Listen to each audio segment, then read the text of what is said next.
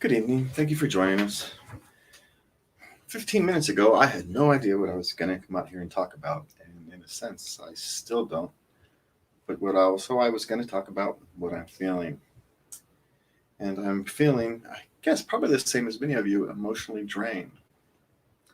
I mean, as a political candidate, I should probably come out and talk to you about our responses to the ongoing crisis. We did send a letter to some police unions and issued a press release about that police unions should take the role in protecting the reputations of their good police officers and be more proactive and institute policies to weed out the bad police officers and protect the emotional and mental health of those good officers, because being a police officer is a difficult job. I mean, if all you have to do is think about coming up to a bad car accident on a few times a year, most of us would need mental health treatment for that.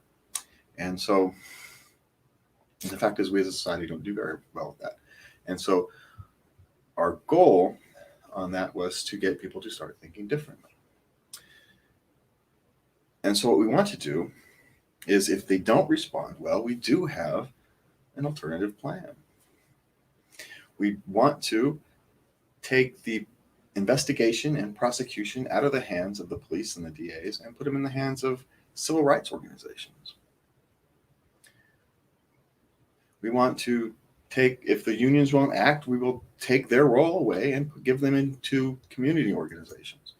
Or if they manage to pass the qualified immunity, if they manage to pass that and get rid of qualified immunity, let me change the way I phrase that, we can use insurance industries as a way to weed out police officers. Insurance industries don't like writing checks. We can use their power of the insurance industry greed to weed out bad police officers.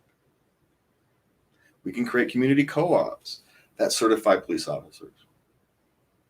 I know here in the state, Mr. McCarty has been part of introducing a bill to create a state agency of some sort to, I know they're still working through the details, so I'm not exactly clear what it is, to certify police officers. That's a good step, but it's still the government. You're still asking the government to certify itself.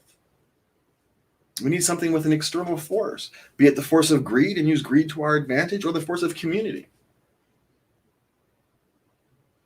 We need an external force to maintain and to watch over our police. We need someone to police the police, not because we distrust them, right? We don't want the police shouldn't distrust us, the average citizens, and the average citizen shouldn't distrust the police, but we should monitor each other, right? That's the whole point. You want to weed out the bad actors and then help those who are being hurt. That's the whole point of observing. It's not to engineer people's society. It's not to bully them around so you get an end result. The idea of society is to create a society where people can grow on their own and become the best them that they can be. We don't know what that is. Nobody else knows what the best me is. I don't know what the best anybody else is. And politicians are the last people on earth to be telling other people how to live their lives. The job of a politician is to facilitate the community solving their own problems and helping them usher those solutions through the political process. That's the job. A representative is supposed to represent people, not lead. We have forgotten that.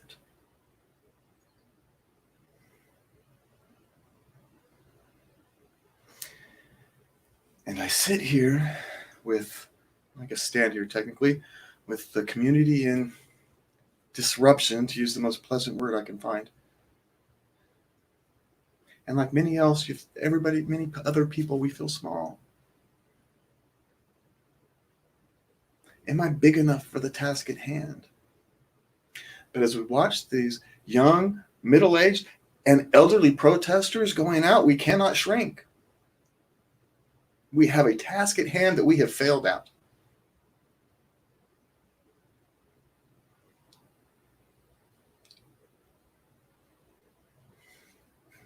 We must find a way forward. And we must find a way forward together.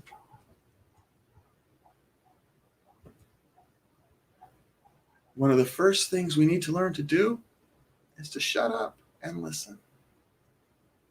We have a community expressing hurt. Shut up and hear.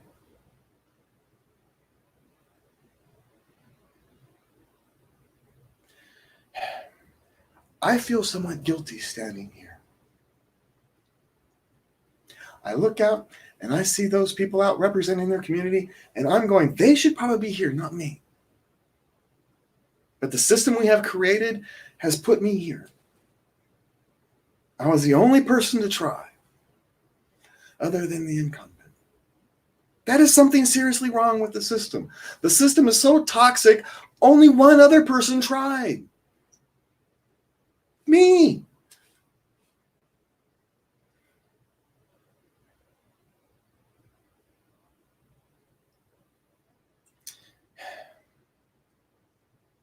We all must do our part. We all have a role to play to save the soul of our country and our culture. Our Black communities have carried a heavy burden. And sadly, I don't see a way but to ask them to carry it a little longer. But the rest of us damn well better start picking up our share.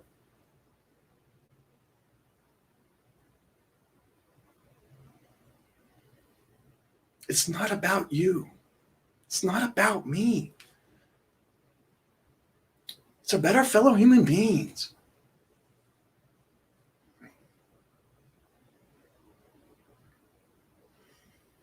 Somebody once said, and excuse me, I am blanking on the name. It's a famous quote, and I should know. We are all in this together. Whether we agree with each other or not is not the point.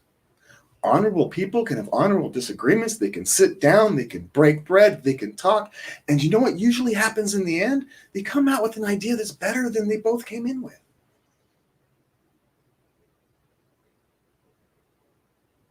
Because they heard each other and they worked through the difficulties.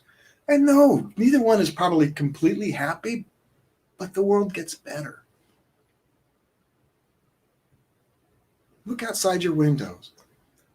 Revolution is dangerous. We have an opportunity at this moment to pick political evolution. We do have different voices, and we need to have the courage to vote differently. We need to have the courage to help those who are willing to give a different voice.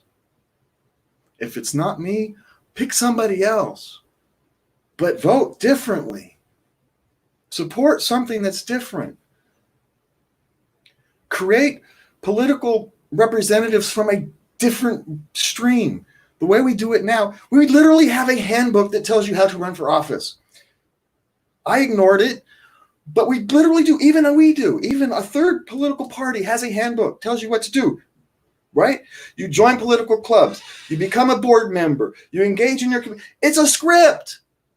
That's wrong.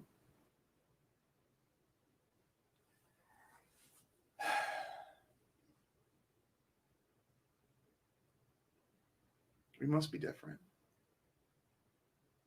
Our communities are demanding it. Our politics are about ideology, not about people. And we have a unique opportunity to change that.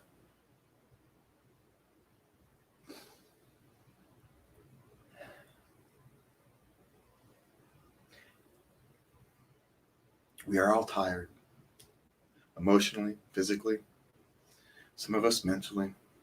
It's been a long 3 months. It's going to be a long rest of the year. But together we can do it. I have faith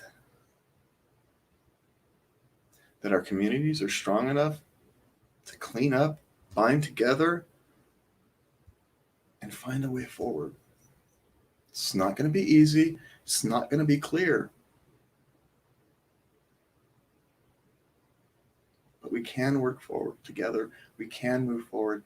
And most importantly, we can remember to love everybody.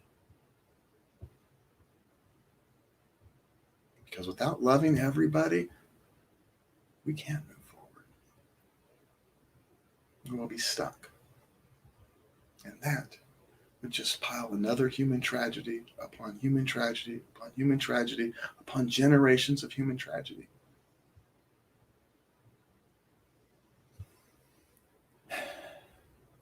I usually am supposed to end these things with crass political sales. Go to the thing and do that, but I can't. Take care of each other. Love everybody, and good night.